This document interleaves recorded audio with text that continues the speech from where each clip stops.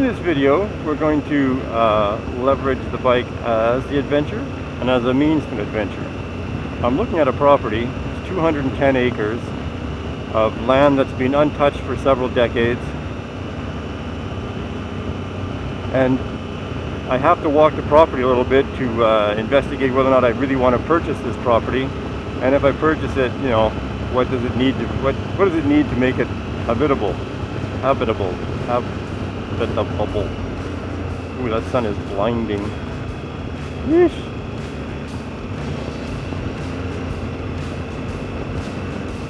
This is total deer in the fields and on the roads time of day for this area. To the left of me, it's all park. There's, I forget how many hundreds of hectares of park. Pretty much untouched. There's a lot of areas that are very wild.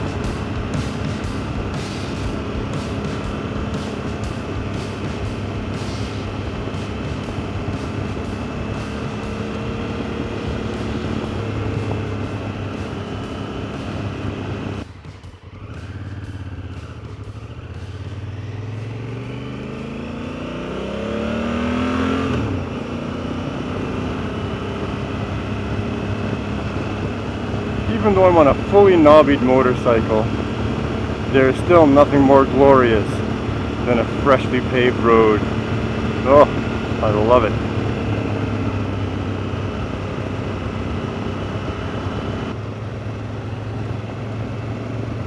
Roads are closed 30 minutes after sunset. Didn't factor that in, did I? Oh, what a glorious evening. What a glorious evening for a ride. And this is just it. Every little road, every little ride, it's all part of the adventure. Any motorcycle is an adventure motorcycle. In fact, some smaller dual sports are probably more adventurous than this Africa Twin is, given the weight and the difficulty of carrying this thing through some mucky stuff. But, oh, it feels good to ride. You just want to go snaky up these hills, but at the same time, it just feels so nice to be in this environment. And this is why I want to buy that property.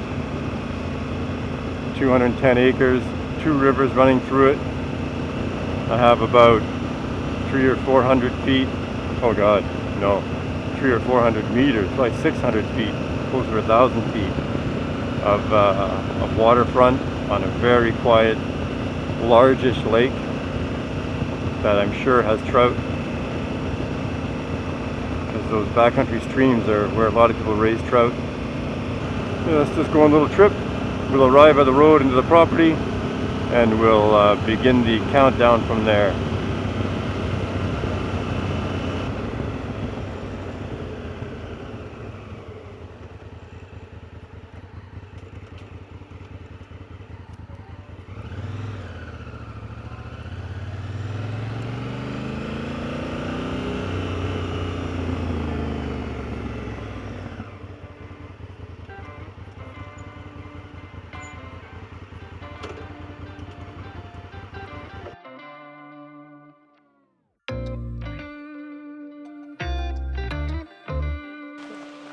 I've just stopped for a little inspection of a turtle laying some eggs. We're going to walk over and see the turtle laying some eggs. Fortunately, on the side of the road by a swamp, the mosquitoes are crazy here. Very cool.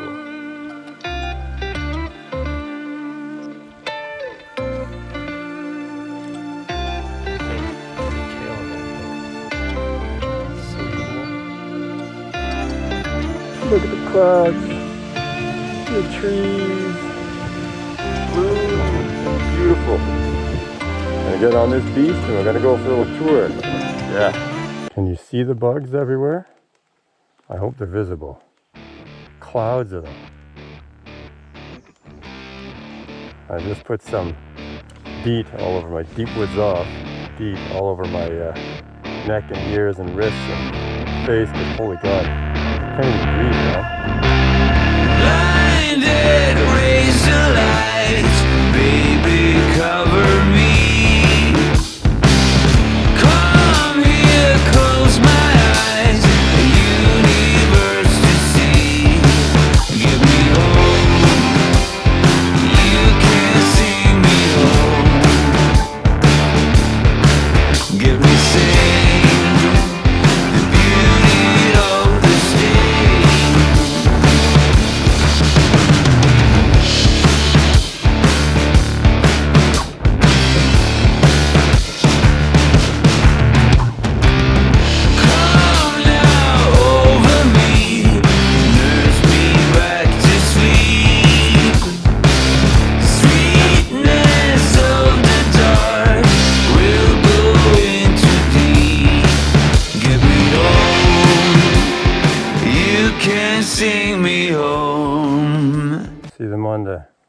visor or the windshield everywhere? Probably. I've got DEET all over my hands, so they're not bugging my hands. But I tell you, they fly into your nose, into your mouth, into your ears.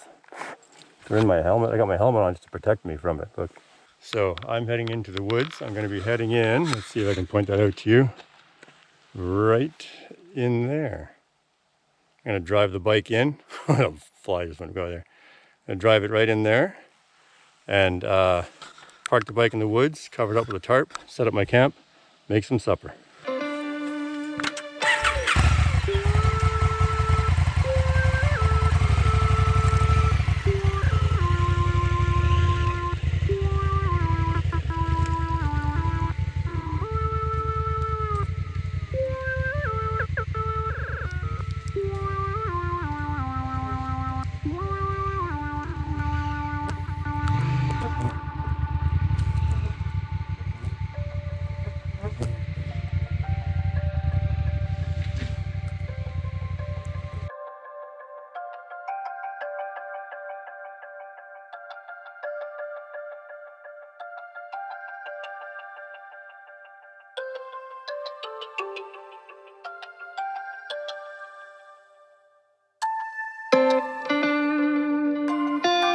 Perfect.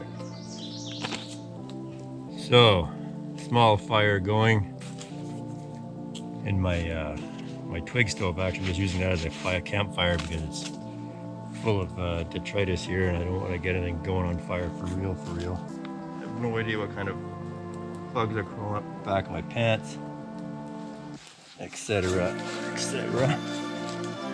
I sprayed the heck out of myself. DEET. I'm like a walking DEET monster now. But I've made my supper. Bugs. Earlier I said there's no bugs in the woods. I was wrong, man. They have followed me in here. But I have, what do I have? Spicy sausage pasta. Yeah.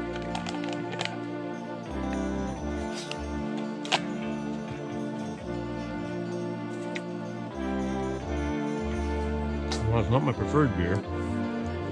It is a big one. Most next port. Oh. It's close as I can get to a King Can IPA in a pinch. Good morning. Look at that. Perfectly blue skies, full sun. Africa Twin parked in the trees. This has been my view over the course of the night. Just looking through the mesh of the bivy sack. Good morning. How did you sleep? Backpack hanging in the tree. And the mozzies everywhere. Oh God. Thought this would be a good chance to show a few things I carry when this is actually like the main pile of stuff. Everything else is motorcycling or just clothing. I brought like a spare change of clothing, but that's it. Like just one extra pair of socks, underwear, pants, and shirt. That's it. Roll-up pillow. MEC roll-up pillow. Never leave home without it. An emergency bag. In here I've got dryer lint and cotton balls for starting fire with a never leaves my pocket fire rod. And a really good, you never leave home without a good solid knife that this creates a really good spark. You can light up your fire rod stuff with. I'm not gonna do it hard because I don't want to start a fire and all the litter on the ground. Loads of batteries, a backup flashlight, and more batteries. A bit of paracord for doing any kind of bow drill fires or other. I have lots of paracord actually. GPS doesn't give me my coordinates, but I'll figure that out. Something I don't know what I'm doing wrong.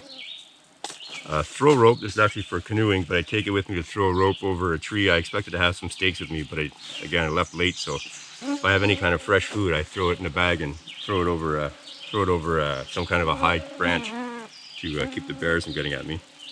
A communication device that I have coordinated with my family. I'm on what channel I'm on, so in case they don't see me again and I'm lost or I'm hurt, they can come and find me on that channel. Map, very good compass. Know how to use your compass, never leave home without it. An Agawa Canyon, what's that, like a 21-inch saw? Shit. It just flips together like this. It's a great saw. I used it last night to cut down some fire. There you go. Perfect. Light, packs up tiny, takes no space in your pack. Grant's Forest book, small forest axe. This axe is amazing. So I use to prepare my food. It needs to be a little bit sharpened, but I can easily slice tomatoes and potatoes and everything else with this. It's sharper than my kitchen knives. Packs up small. Bedroll, first aid kit, never leave home without it. 2 tarps. This is a general tarp I just throw over for if it's pouring rain, I got a space to sit dry. This is my shelter tarp. I would make this into a kind of a tent if I needed to. And my bivy sack. And that's it. All this fits into a corner of my backpack. Ready to go. Forgot to mention, I also carry some leather work gloves. These are my fire gloves. I can pick up burning embers with this, no problem. They're insulated. So you got a couple of seconds of moving an ember, moving a log, whatever. They're great. And after many fires, oh my God, all I smell is birch oil and smoke and leather. Yes. All right, I'm packed up, bike is locked up. I'm carrying a hell of a lot more than I expected. Unfortunately, I can't fit any more of I want to leave my sleeping bag and stuff here, but I can't fit it in my side case with the helmet and jacket in the side cases as well. So I got to carry everything with me. It's a lot more than I wanted to carry for bushwhacking because this property has no trails. It's just raw woods. So we're bushwhacking it today. And you're gonna be walking like 50 meters at a time, working by compass and line of sight, and that's it. So water, this is my liter. I'm gonna have to eat this bag of chips because there's no 2 for 3, because there's no space in the pack for even a bag of chips. Oh my God. And I think I just have to get my mozzie juice out and keep it strapped to my wrist. For goodness sakes, this is crazy. That's what adventure is, though.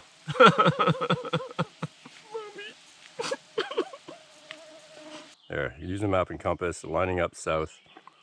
You look as far as you can. I identified this tree.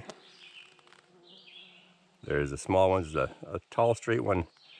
Kind of as far as you can see. It's not that guy. Oh, you can't see in the video, I don't think. Anyway, it can't be more than like 25, maybe 50 meters away from here. See, you come down here and I get lost already because you meet up crap like this. And so you can't tell. Once you get around it, you got to realign yourself and choose which line to get there by. So there is no straight line when you're bushwhacking. There you go. That's a little bit better. Probably still too bright for the GoPro. But here we are. What I should have camped here last night, save for the fact that there's no place at all to put a base camp. Pretty though. No wonder the other stuff is all soaked way up there. It's all flooded by a beaver dam. Isn't that cool? That is very cool. The mozzies have broken through the DEET barrier 100 times. I'm so full of bites. Look at this, an opening, finally. That's the good news. The bad news is, you hear that river? Yes, this is a floodplain, which means this is going to be soaking wet and soggy, and I'm going to be reaching a river or a creek, as there it is right there. Jeepers creepers. There's no crossing that, is there? I've reached the river, the stream. My boots aren't. It's gonna get real wet real quick. I tracked back up the river, maybe 100 yards, 100 meters to where the noise was, because I figured if there's noise, there's rocks, and sure enough, that's exactly it. I'm gonna make sure these rocks aren't like slimy, slippery. I gotta pack up my compass, pack up my phone.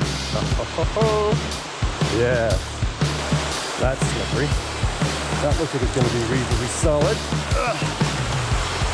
What I wanna do is get that tree that I gotta pack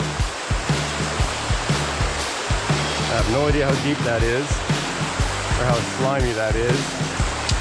That's not going to help me.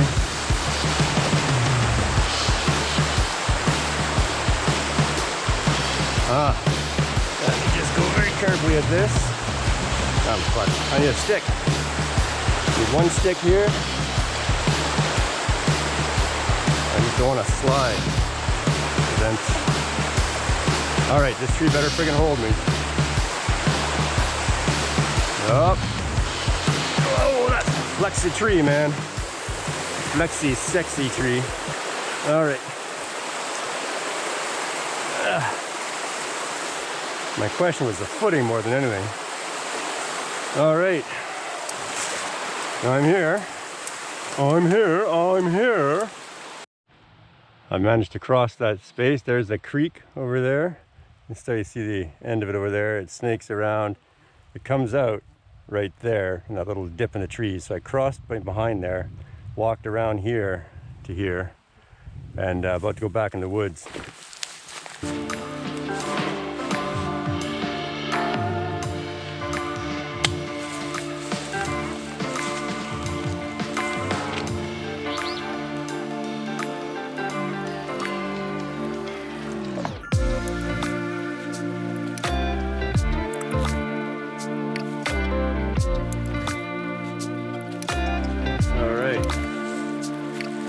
Bearing. Good job.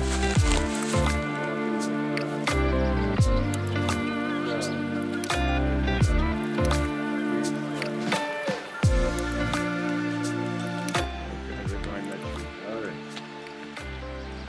Back in the wood, they got the bearing.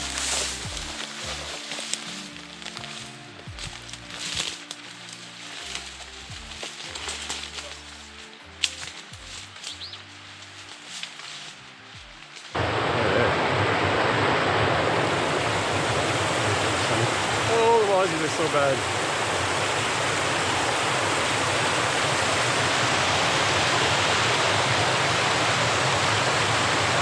Oh, the duck right there.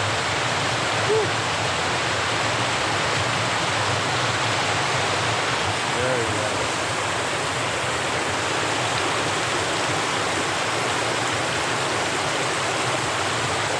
Okay, it's the prettiest part of the property so far. If you guys are willing to put up with the bugs, holy Jesus.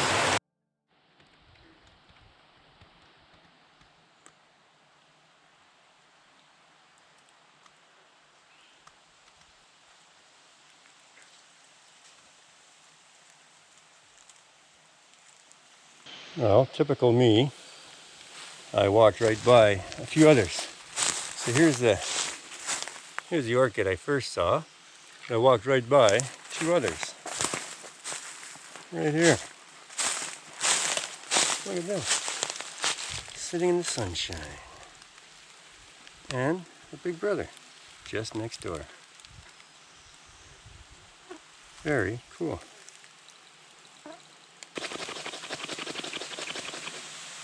There. You take that. And you funnel that with your nice fire gloves into your firebox. Like a twig stove. Finally. Jeepers creepers.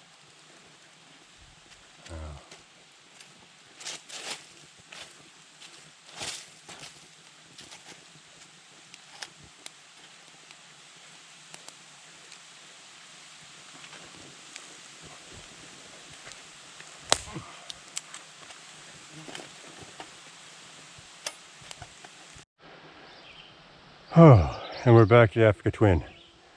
I kind of trailblazed it pretty heavily back here. I'm exhausted, soaking wet with sweat and mosquito corpses. Oh, they're all over me. You can see the bike has been sinking into the muck slowly too. Alrighty. I gotta kind of cut a small path out of here for that thing. Take off the bags and the racks of the bags. They hooked the trees last time. I think I know how I'm going to do it. I got a little path kind of planned out. Just got to cut off some lower branches to drive through. I'm going to just circle around these few little trees and come out right there.